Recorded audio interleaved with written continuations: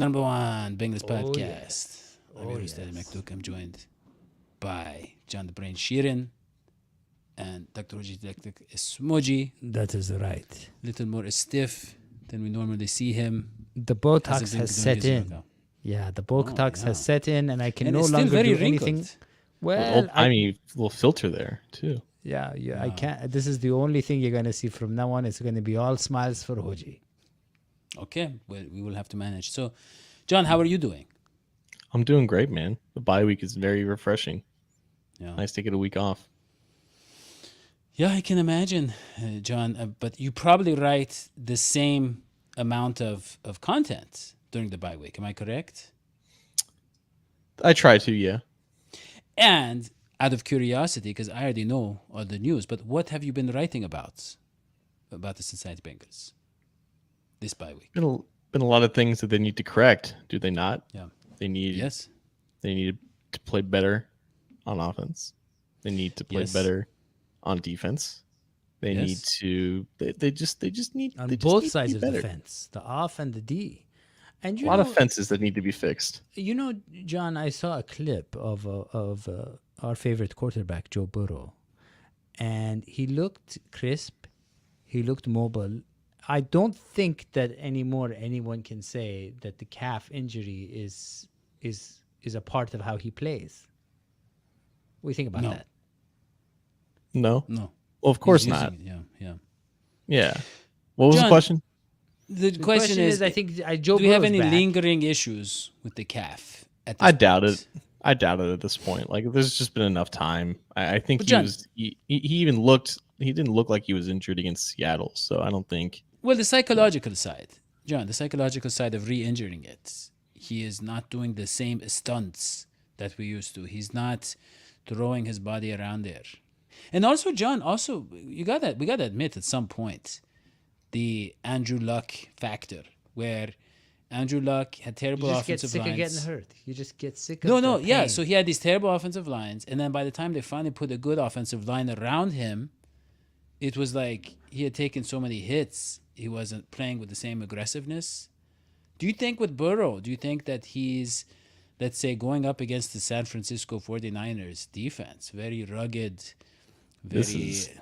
This is classic Dadio, man. This is taking one thing over here, and then twisting it on this little assembly line of discourse, and ended up in a whole new thing, right? Because this calf was not caused by any bad offensive line play against the Seahawks. We saw him run around for 10 seconds trying to extend a play, taking on defenders and actually completing the pass. No, I don't think this is any no, but we saw him. But John, when Orlando Brown went down, we saw Joe Burrow end of the game. We saw the pass rush coming from the left side, and we saw him a little bit jittery. We saw him a little bit shaky. So what I'm saying, John, and by the way, that's a question: is Orlando Brown going to be fully back? I was going to ask that question. Now I have nothing to ask. It's okay. That's why we have John. John can do the questions and the answers. He's practicing today, which is Wednesday, and that would mean he's on track to play Sunday, yeah. So the question is this. Does Joe Burrow, with that calf injury, I know the offensive line didn't cause it. What I'm saying is he a little bit less, likely to let's say, to be as running around there as he used to? Because he doesn't, he's trying to... You're getting these things mixed. Like, he is fine. Like, I don't think there's any hesitation about him extending plays. The issues that you saw against Seattle were just, I think, him being jittery and not stepping into throws and maybe sensing pressure when it wasn't quite there. And that could have just been for a lack of trust in both Cody Ford and Cordell Wilson at left tackle and left guard, respectively. I don't think you're losing the aggression, though, of Joe Burrow and his willingness to kind of move around it and utilize his legs. I don't either. And what about I think that's ridiculous. I just want to, on the record, that's ridiculous, John. That take. What about the complaint that the other receiving core, other than Jamar Chase, people are just not stepping up? Supposedly, there was some frustration voiced that it's only Jamar who's carrying the weight of the team in the locker room. I don't think that's incorrect. Yeah. It's not incorrect, But how John. how do they fix that? What's going to happen? Is there a plan in place? Are they gonna Matty on the show? Matty, who's watching the show right now, has suggested, Yeah. well, why don't they just before the draft before the end of things? Why don't they bring Get in a tight end. A tight end? Yeah.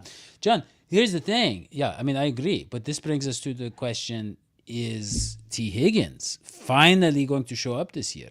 No, No, he's not. He's not. damn. And John, by the way, Irv Smith is not it, player. You are player. John, are there any tight ends on the market that they can bring in? Because I think that Joe Burrow is a tight end type of quarterback. Yeah, he really I is. think He's he got really that is. He Tom really Brady is. kind of, yeah. And Peyton Manning. I think he's a Peyton Manning in that way. He's a tight end type of quarterback. Yeah. He doesn't target tight ends. Well, because he didn't have him. he doesn't have them. That is the fundamental issue, John. Yeah, go ahead. Say something smart. We're out. Yeah. No, it's definitely a case of like he doesn't trust the tight ends that he has for sure. Yeah. Even still though, like I feel like Uzama left the Bengals because he felt like he wasn't as involved in the offense as he should have been. Hayden Hurst was okay, but even still, like he was more just a check down guy who got a lot of yards after the catch.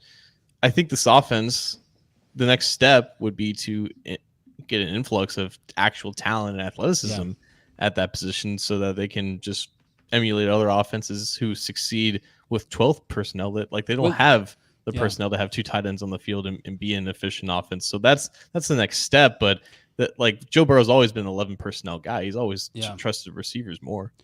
John, they could have had Sam Laporta. You and I both wanted Sam Laporta. They went with Miles Murphy. Are you seeing anything from Miles Murphy that makes you think that was a smart decision? This is what I hate about too. the draft, man. I hate it. I I hate it, right? Because Miles Murphy gets drafted, and then everyone on my side of the fence is like, this is a pick that's not going to reap the benefits until maybe it's going to 3 take a years while down the road. Yeah, exactly. Right. But then there's going to be patient. Sam Laporta, who we all knew was really good, right? He fits in seamlessly with Detroit, and now he looks like an X factor. And like, oh, maybe the Bengals made a mistake. You can't be saying this stuff until I know. 3 years down the road. I don't know why people are even asking these questions. It's as if they are immature and they haven't been in this situation before. Yeah. I really wish we wouldn't give a voice to those questions somehow. But we have I don't know how not to. Contractually, we have to. So, no, but I'm saying What this about year, Jeff John. This year. Swaim? What about Jeff Swaim?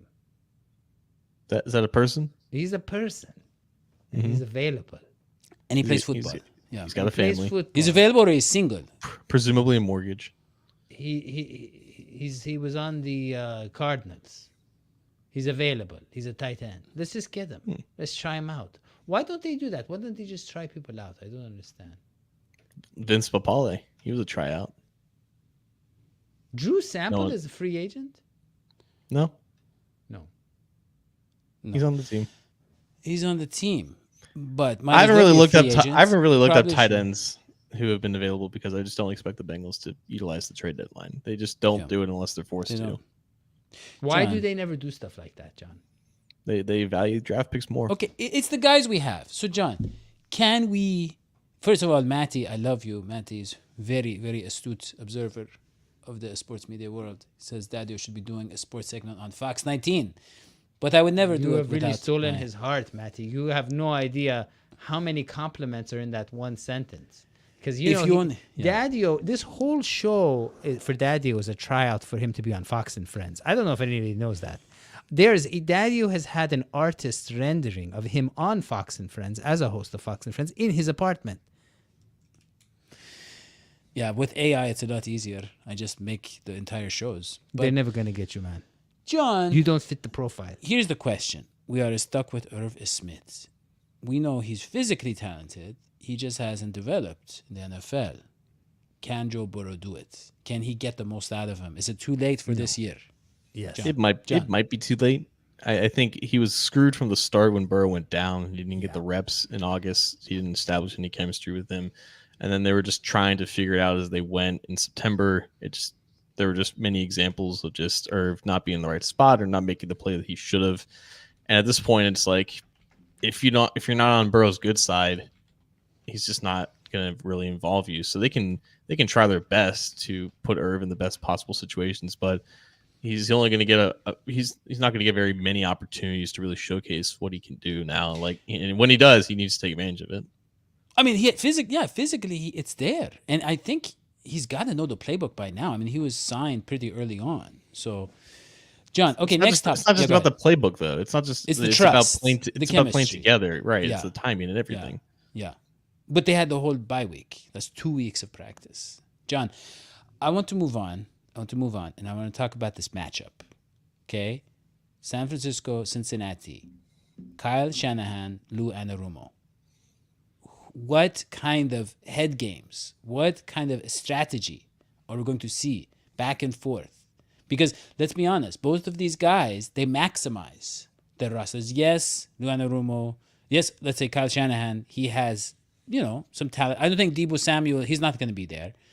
But I think CMC is going to play through the oblique. And, they have... Is Trent Williams back, John? We don't know.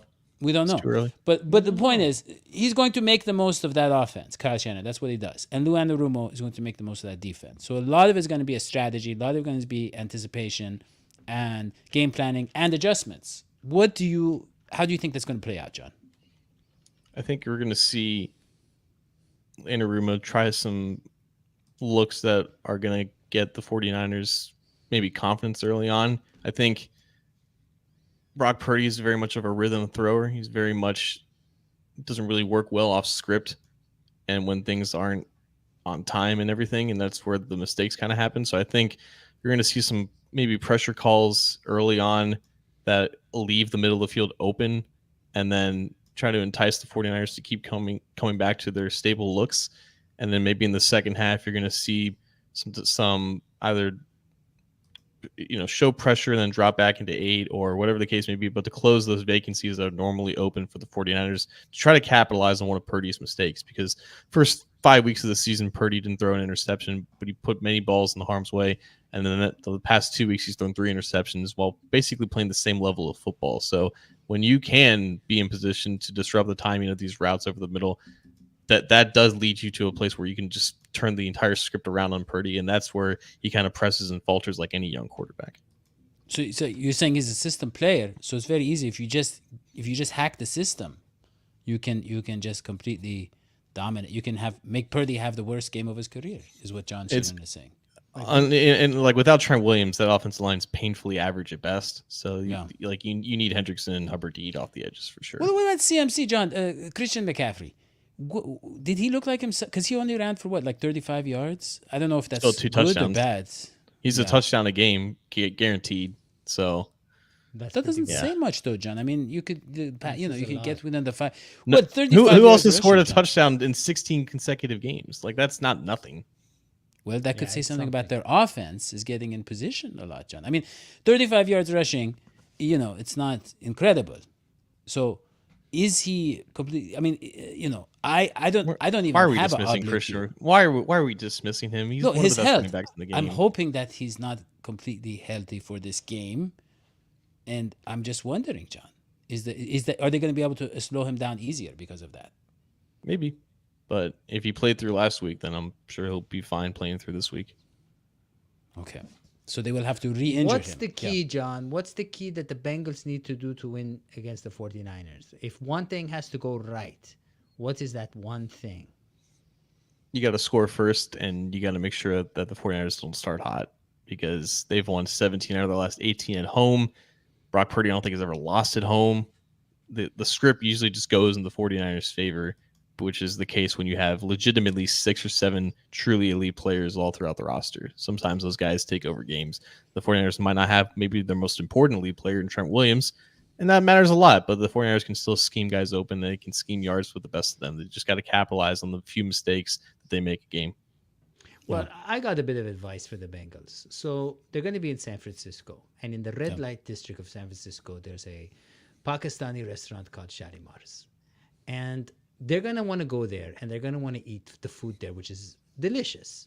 Yeah. But what's going to happen is it builds up. A lot of the spices there will build up, and they don't hit you until the next day. And I'm worried, John, that if Saturday night the team goes to Shalimar's, and if they get, let's say, a spicy vindaloo going on situation, Sunday that game is gonna be a blast in the wrong way. It's gonna hurt. It's gonna be painful. It's gonna be all the spices are going to be coming out of all kinds of directions. I'm worried about this team. I don't know if Cincinnati people, they handle chili level heat.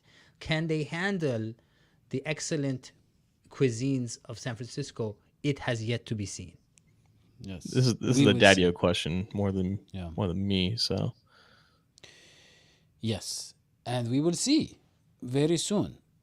I think that's all we have, guys, in the show. So with that, for John Sheeran and Dr. Electric Moji, I'm Dadi Maktouk. We'll see you next time. So long, SVT. Bye.